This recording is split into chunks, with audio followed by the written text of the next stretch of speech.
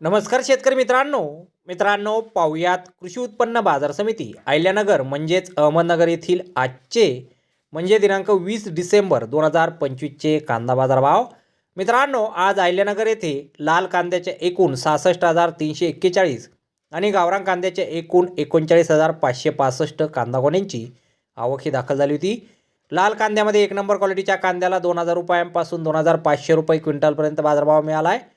तर 2 नंबर क्वालिटीचा लाल कांदा 1,200 रुपयांपासून 2,000 रुपये क्विंटलपर्यंत विकला आहे। 3 नंबर क्वालिटीचे कांदे 500 रुपयांपासून 1,200 रुपये क्विंटलपर्यंत विकलेत आणि 4 नंबर क्वालिटीच्या लाल कांद्याला 250 रुपयांपासून 500 रुपये क्विंटलपर्यंत आज अहिल्यानगर येथे बाजारभाव हा मिळालेला आहे।